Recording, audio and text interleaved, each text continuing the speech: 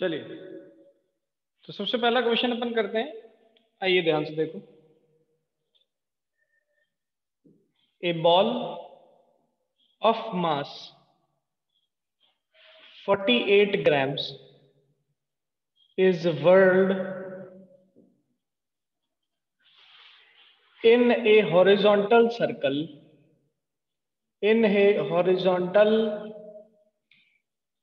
circle of radius 5 centimeter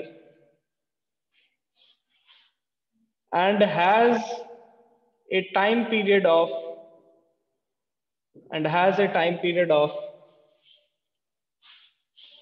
2 seconds। 2 second का time period है। एक बॉल है जिसको मैं वर्ल्ड करा रहा हूं एक हॉरिजॉन्टल सर्कल के अंदर। किस तरीके से वर्ल्ड करा रहा हूं उसको भी अपन देखेंगे डायग्राम की हेल्प से। ठीक है, उस पर्टिकुलर हॉरिजॉन्टल सर्कल का जो रेडियस है दैट इज 5 सेंटीमीटर। ठीक है, अपने को जो दे रखा है time period of the rotation motion और द सर्कुलर मोशन वो अपन को दे रखा है 2 seconds. Now the question is calculate the centrifugal force acting on it. उस पार्टिकल पे कितना सेंट्रीफ्यूगल फोर्स एक्ट कर रहा है ये अपन को बताना है। चलिए, सॉल्यूशन को देखने से पहले अपन ये देखते हैं यहाँ पर डायग्राम क्या बनेगा। सो ये पर्टिकुलर सीलिंग है मेरे पास। ये इस पर्टिकुलर सीलिंग से मैंने एक लेंथ रॉड एक पर्टिकुलर स्ट्रिंग को मैंने लगाया और इस स्ट्रिंग से मैंने एक पर्टिकुलर बॉल को अटैच कर दिया। इस बॉल का मास मेरे को कितना दे रखा है, तो इस बॉल का मास दे रखा है 48 ग्राम्स। चलिए, अब अपने को बोला कि इसको हॉरिजॉन्टल सर्कल में वर्ल्ड किया गया है। तो देखिए हॉरिजॉन्टल सर्कल में वर्ल्ड कैसे किया जाएगा, ध्यान से देखो और समझो। ये कुछ इस तरीके से मैं इसको एक हॉरिजॉन्टल सर्कल में वर्ल्ड करता हूं, कुछ इस तरीके से। आपको दिख रहा होगा ये मैंने यहां पर इस तरीके से इसको सर्कल में वर्ल्ड करवाया है और इसका जो रेडियस है दैट इज 2 सेंटीमीटर। चलिए, ये एरोस क्या डिनोट करते हैं, that it is moving in a circular path. और जो ये सर्कुलर पाथ में मूव करेगा तो ये पर्टिकुलर बॉल और ये पर्टिकुलर बॉल पे आउटवर्ड डायरेक्शन में centrifugal force mv² by r लग रहा होगा। देखो m पता है, r पता है, v नहीं पता। ठीक है, लेकिन हम जानते हैं v is equal to omega R होता है। v इज इक्वल टू क्या होता है, omega R. We can write that centrifugal force is equal to mv² by r and m ऐसा का ऐसा, r ऐसा का ऐसा, इसको यहां पर मैं लिख सकता हूं ओमेगा स्क्वायर आर स्क्वायर। एक r से एक r cancel, this will become centrifugal force is equal to m omega square r। अब ओमेगा निकालना है, ओमेगा है एंगुलर वेलोसिटी। एंगुलर वेलोसिटी हमें पता होती है that angular velocity is equal to 2 pi upon time period. क्या होती है, 2 pi upon time period. Angular velocity क्या होती है, 2 पाई अपॉन टाइम पीरियड। ये अपन ने कब निकाला था, जब अपन सर्कुलर पढ़ रहे थे जिसके अंदर अपन ने सारे टाइप के एक्सेलरेशन देखा था। हमने सर्कुलर मोशन के अंदर टेंजेंशियल एक्सेलरेशन देखा था, लीनियर देखा था, फ्रीक्वेंसी देखा था, टाइम पीरियड देखा था। तो वहीं पे ये वाला फॉर्मूला भी अपन ने देखा था, 2 पाई अपॉन टी। इसके नोट्स आपको प्रोवाइड कर दिए गए हैं, आप नोट्स के अंदर भी रेफर कर सकते हैं। चलिए, यहां से मैं क्या निकाल सकता हूं, ओमेगा। ठीक है, तो we can directly put omega in this particular equation and we will get centrifugal force is equal to m into 2 pi by t का होल स्क्वायर into r। अब देखो m पता है which is 48 ग्राम्स, इसको अपन कर लेंगे kilogram में। चलिए, 2 पाई तो कांस्टेंट होता है, टाइम पीरियड 2 सेकंड दे रखा है, r कितना है 5 सेंटीमीटर। तो सारी चीजें अपन को यहाँ पर क्लियर है, क्वेश्चन के अंदर गिवन है। सेंट्रीफ्यूगल फोर्स अपन ने कैसे निकाला, क्या आपको समझ में आया कि नहीं, यस और no, raise your hands. Yes, fast.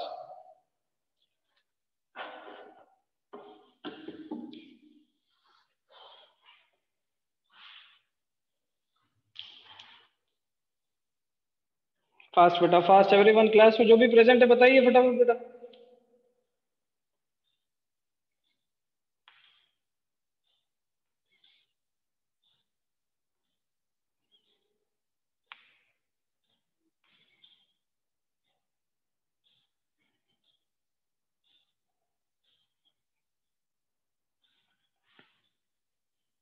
चलिए वेरी गुड। आइए ऐसा एक और क्वेश्चन करते हैं और अच्छे से देखते हैं।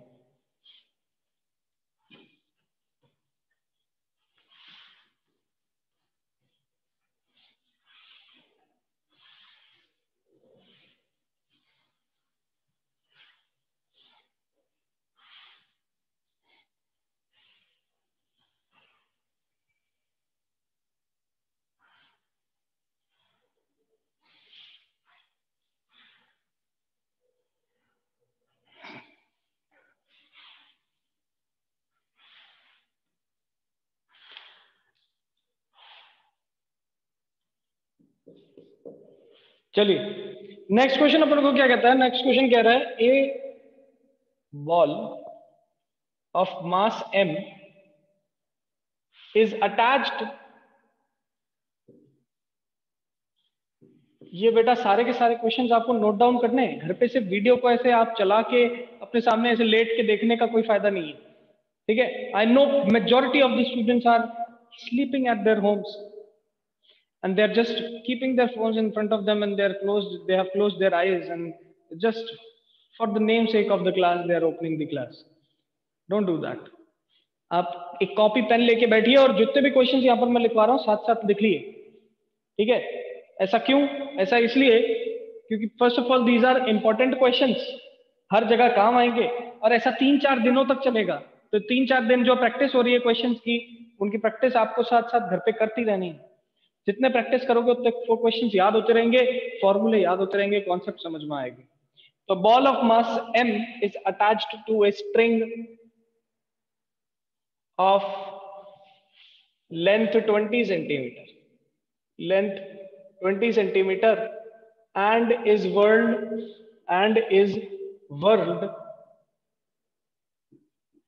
in horizontal circle of radius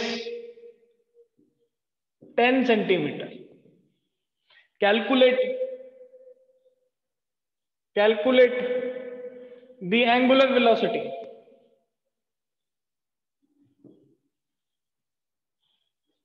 ये अपन से पूछा जा रहा है। अब ध्यान से देखो डायग्राम क्या कह रहा है मेरे पास। ये मेरे पास सीलिंग से मैंने ये बॉल को लटका दिया, m मास की बॉल। इसको मैंने फिर से हॉरिजॉन्टल सर्कल में वर्ल्ड करवाया है इस तरीके से। ये लो ऐसे मैंने इसको हॉरिजॉन्टल सर्कल में वर्ल्ड करवा दिया। ये लो, ये इस तरीके से हॉरिजॉन्टल सर्कल में वर्ल्ड हो रही है। इसकी स्ट्रिंग की जो लेंथ है दैट इज 20 सेंटीमीटर और इसका जो रेडियस है वर्ल्डिंग का दैट इज 10 सेंटीमीटर। सिर्फ मेरे को इतना ही डाटा दे रखा है। मुझसे पूछा गया है कि एंगुलर वेलोसिटी इसकी कितनी होगी। एंगुलर वेलोसिटी कैसे निकाल सकते हैं? Who can tell me? Raise hands. इस पर्टिकुलर क्वेश्चन में एंगुलर वेलोसिटी कैसे निकालेंगे? आप लोग रेज हैंड करके मुझे बता सकते हैं। एंगुलर वेलोसिटी का फॉर्मूला हमारे पास होता था थीटा अपॉन टी। सही बात है, लेकिन यहाँ पर तो अपन को पता ही नहीं है कितना थीटा है, एंगुलर डिस्प्लेसमेंट कितना है। तो आप कैसे बता सकते हैं? Raise your hands. Very important question. No one in the class? Nobody in the class? Fast. देखिए यहां पर मैं बॉल को अज्यूम कर लेता हूं, ये पर्टिकुलर बॉल। इस बॉल पर नीचे फोर्स देखो कितना लगेगा, ये रहा mg फोर्स नीचे लग रहा है। इस बॉल पे आउटवर्ड फोर्स कितना लगेगा? तो mv²/r आउटवर्ड लग रहा है। और एक टेंशन फोर्स यहां पर एक्ट कर रही होगी, ये लो टेंशन T यहां पर एक्ट कर रही है। यहां पर मेरे को थीटा गिवन है तो दिस इज द थीटा। इस थीटा एंगल को अगर मैं मानूं तो वर्टिकल में इसका एक कंपोनेंट निकल के आता है which is T sine theta, और ऐसे ही इस टेंशन का एक हॉरिजॉन्टल कंपोनेंट निकल के आता है टी कॉस थीटा। ये मैंने सारे फोर्सेस को मेंशन किया है इस पर्टिकुलर डायग्राम के अंदर। Now what we will do, अब अपन क्या करेंगे? Summation of forces X direction में 0 करेंगे and summation of forces Y direction में 0 करेंगे। Summation of forces X direction में 0 करो, so T cos theta is equal to mv²/r and T sine theta कितना हो जाएगा? T sine theta is equal to mg। दोनों को कर देंगे डिवाइड, तो ये बनेगा T sine theta divided by T cos theta is equal to mg divided by mv square by r। ये m से m कैंसल, t से t cancel, this becomes tan theta is equal to R G by V square. क्या बना ये? r ऊपर चला जाएगा, g by V square. tan theta की वैल्यू अपन यहां से कितनी निकाल सकते हैं? तो देखिए tan थीटा की वैल्यू क्या रहेगी? हाइट जो कि ये है, सही बात है, परपेंडिकुलर अपॉन बेस, और बेस मेरे पास यहां पर है। सो ये बेस मैं यहां से निकाल सकता हूं by using the Pythagoras theorem. Pythagoras theorem से मैं बेस निकालूंगा, b is equal to under root 20 square minus 10 square, so this will be under root 300 और 10 रूट 3, ये मेरे पास बेस आ जाएगा। सही बात है। तो यहां से मैं tan थीटा की वैल्यू भी निकाल सकता हूं, r मुझे पता है, g मुझे पता है, v स्क्वायर की वैल्यू कैलकुलेट हो जाएगी। अगर v स्क्वायर की वैल्यू कैलकुलेट हो गई तो directly v is equal to omega r वाले फॉर्मूले में पुट करेंगे और ओमेगा की वैल्यू निकल जाएगी v अपॉन r से। फटाफट बताइए क्या ये चीज सबको क्लियर हुई कि नहीं? यस और नो? फास्ट फटाफट बताइए क्या ये चीज सबको क्लियर है कि नहीं? Raise hands. Yes everyone. This is again a very important question. इस क्वेश्चन के अंदर अपन को ओमेगा प्रोवाइडेड नहीं है। अभी तक तो अपन ने ये देखा कि किस तरीके से सॉल्व करना है। नाउ आई एम आस्किंग कि यहां पर सर्कुलर मोशन हो रहा है और इस सर्कुलर मोशन में टेंजेंशियल एक्सेलरेशन कितना होगा, सेंट्रीपिटल एक्सेलरेशन कितना होगा एंड नेट एक्सेलरेशन कितना होगा। हमने पढ़े थे 3 टाइप के एक्सेलरेशन, एक्चुअली में 2 टाइप के थे, नेट तो इनका रिजल्टेंट ही आता है। इन दोनों के बारे में कौन बता सकता है? हैंड रेज करके बताओ।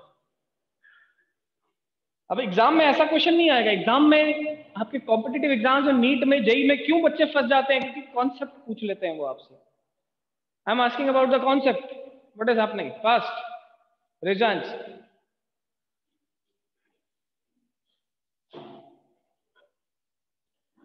देखिए बेटा, हमने देखा centripetal acceleration obviously towards the centre act कर रहा होगा, तो बॉल अगर यहां पर पहुंचेगी, बॉल अगर यहां पर पहुंचेगी तो always towards the centre centripetal acceleration act कर रहा होगा। वेरी सिंपल, ये हमेशा दिमाग में फिट कर लो। Centripetal towards the centre, centrifugal away from the centre. सही है। तो centripetal acceleration is responsible for the particle to move in circular motion.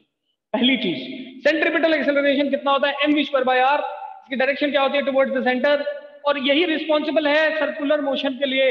याद रख लो ये 3 पॉइंट, कभी क्वेश्चन गलत नहीं होगा। अब आते हैं अपन टेंजेंशियल। टेंजेंशियल एक्सेलरेशन बताएगा हमें टेंजेंशियल वेलोसिटी के बारे में। ऑब्वियसली टेंजेंशियल एक्सेलरेशन बताएगा हमें टेंजेंशियल वेलोसिटी के बारे में। अब ये जो टेंजेंशियल वेलोसिटी है एक सर्कुलर पार्टिकल की, देखिए ध्यान से, आइए, बहुत इंपॉर्टेंट है यार। मैं आज की क्लास में रिपीट कर रहा हूं, ये अगली क्लास से सबको पता होना चाहिए कि टेंजेंशियल और सेंट्रीपिटल होता क्या है। ये एक सर्कुलर मोशन में पार्टिकल था,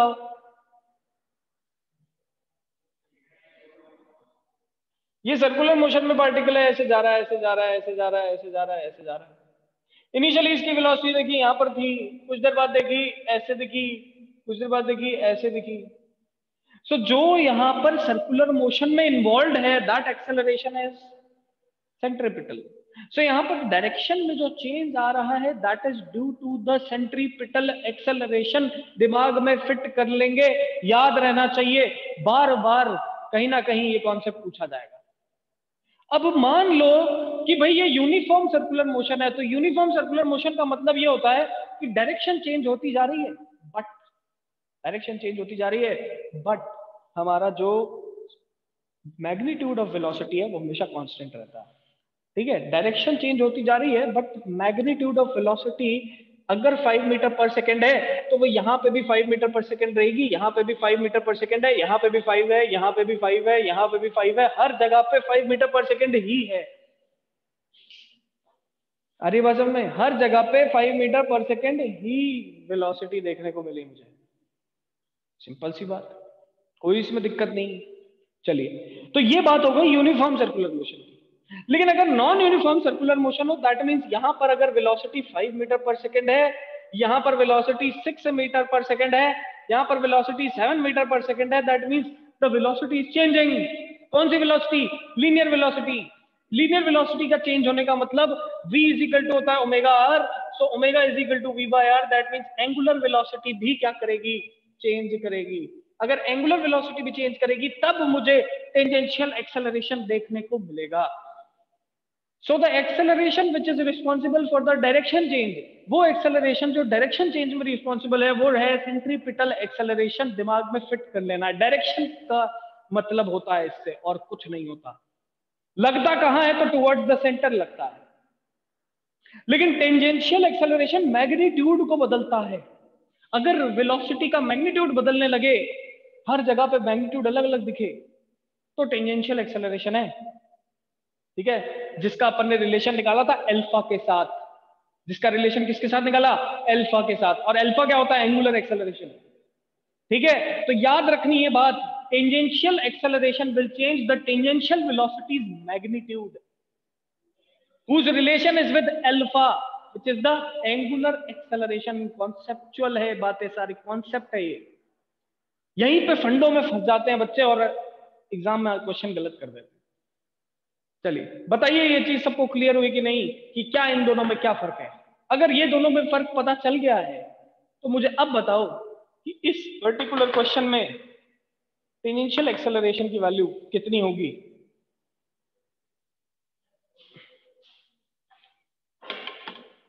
डायरेक्शन में चेंज आ रहा है, सिर्फ डायरेक्शन का चेंज रिस्पॉन्सिबल होता है सेंट्रीपिटल एक्सेलरेशन के लिए। सही बात है, लेकिन मैग्नीट्यूड का चेंज आएगा तो वो किसकी वजह से आएगा? टेंजेंशियल की वजह से। एंड टेंजेंशियल एक्सेलरेशन यहां पर जीरो बोल दिया गया है because the velocity is not changing in magnitude. In magnitude. अब जब वेलोसिटी मैग्नीट्यूड में भी चेंज करे और सर्कुलर मोशन में भी हो, तब दोनों एक्सेलरेशन लगेंगे। वेरी इंपॉर्टेंट, ये क्वेश्चन कराने का मतलब ही मेरा यही था ताकि ये फंडा मैं आपको क्लियर करा पाऊं। फटाफट बताइए ये चीज सबको क्लियर है कि नहीं?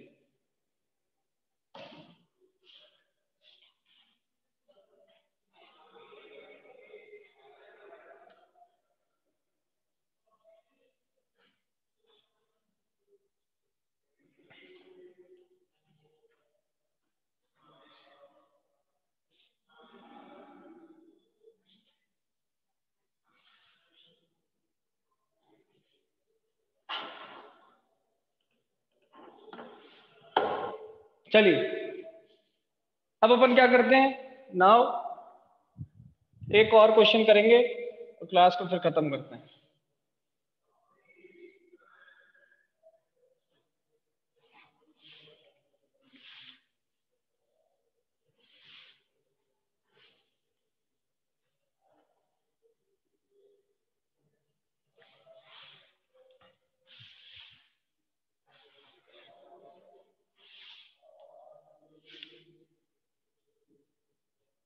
By how much distance? By how much distance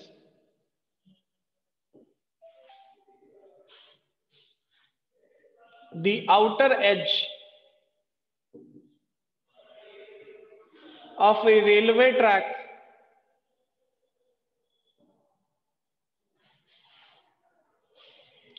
is lifted? The outer edge of the railway track is lifted so that a train traveling with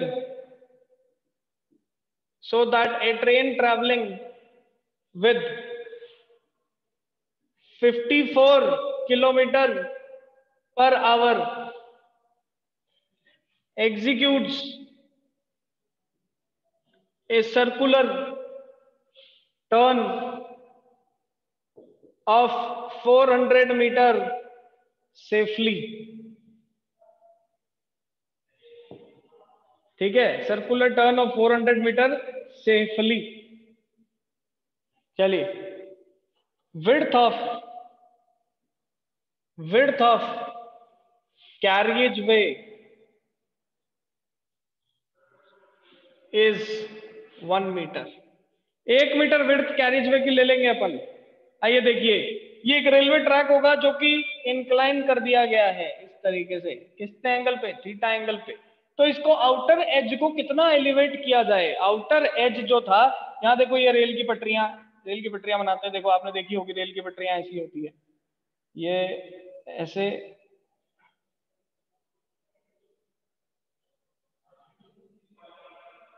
ये रेल की पटरी ऐसे होती है, ऐसे यहां पर भी होगी,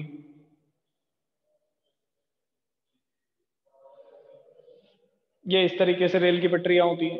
इसके ऊपर पूरे ऐसे टायर्स लगे होते हैं, देखो ऐसे आपने ये भी देखा होगा, इस तरीके से रेलवे के टायर्स होते हैं। ठीक है, इस तरीके से आपको रेलवे के टायर्स दिखेंगे एक। चलिए, और इसके ऊपर आपकी ये जो ट्रेन है ये ऐसे। ठीक है, तो हमने इस रेलवे ट्रैक को थीटा एंगल पे क्या कर दिया है, बैंक कर दिया है, इस थीटा एंगल पे बैंक कर दिया है। इस थीटा एंगल पे बैंक करने की वजह से ये रेलवे ट्रैक थोड़ा सा हो जाता है सेफ। ठीक है, अब इसको सेफ बनाने के लिए हमने आउटर एज को कितना एलिवेट किया वो हमसे पूछा जा रहा है। विड्थ ऑफ कैरेजवे हमें दे रखी है, width of carriageway it is given to us that it is 1 metre. चलिए, तो याद करो हमने फॉर्मूला बनाया था, हमने डायरेक्टली फॉर्मूला लिखा था कि जो एंगल ऑफ इंक्लिनेशन होता है tan theta is equal to V square by R G, V square by R G. अब ये जो tan थीटा होगा ये होगा perpendicular upon base, so perpendicular is h, base is 1 metre only. ठीक है, and v square by R G, velocity कितनी है 54, 54 को कर देंगे 54 इंटू 5/18 का whole square divided by R, radius कितना है 400 मीटर, क्वेश्चन में दे रखा है 400 metre, so we can say यहाँ पर 400 मीटर इंटू 10। सॉल्व करो, ये इससे कट हो रहा है, बिल्कुल सही है, कट हो रहा है 3 times, so this is 15 into 15 divided by 4 into 1000। सही है, 15 15 225 divided by 4 into 1 upon 1000। Solve करेंगे, इसकी वैल्यू कितनी आ जाएगी, सॉल्व करो, इसकी वैल्यू आ जाएगी, दिस बिकम्स 5 and 6.56.2, तो 56.2 ये आ रहा है, डिवाइडेड बाय 1000 कर देंगे, इसको सॉल्व करेंगे तो मेरे पास h की वैल्यू आ जाएगी, दैट मीन्स कितने मीटर के डिस्टेंस से मुझे आउटर एज को एलिवेट करना पड़ेगा, कितने डिस्टेंस के मीटर से आउटर एज को एलिवेट करना पड़ेगा ताकि पूरी की पूरी गाड़ी मेरी क्या करे, सेफली सर्कुलर टर्न को एग्जीक्यूट करे। और याद करो हमने यही चीज पढ़ी थी। अब आप सोच रहे होगे कि सर वैल्यू तो बहुत बड़ी आ गई, नहीं, इसको डिवाइड करोगे तो वैल्यू बहुत छोटी आ जाएगी, देखो। ठीक है, 5 के बाद 0 लगाना तो 56200.0 मीटर्स। तो देखो कितनी छोटी वैल्यू आ रही है, सही बात है। तो बहुत छोटी वैल्यू मेरे को देखने को मिलती है, ऐसा नहीं है बहुत बड़ी वैल्यू नहीं होती, बहुत छोटी होती है। तो बहुत ही थोड़ा सा ही रेज करने पे मेरा जो कार है, जो भी ट्रैक है वो सेफ हो जाता है, फिर मैं उतनी स्पीड से कर सकता हूँ। अब आप इसी सेम क्वेश्चन को 54 से ना करके 300 से कैलकुलेट करके देखो, मतलब 300 किलोमीटर पर आवर की स्पीड से अगर कोई गाड़ी चलते हुए आई तो मुझे कितना हाइट रेज करनी पड़ेगी। तो आपको पता चल जाएगा कि जो रेस ट्रैक्स होते हैं उसके अंदर अपन एलिवेशन ज्यादा प्रोवाइड करते हैं, इसका रीजन यही रहता है क्योंकि वहां पर स्पीड क्या है, ज्यादा है। फटाफट बताइए ये चीज सबको क्लियर है कि नहीं है सब।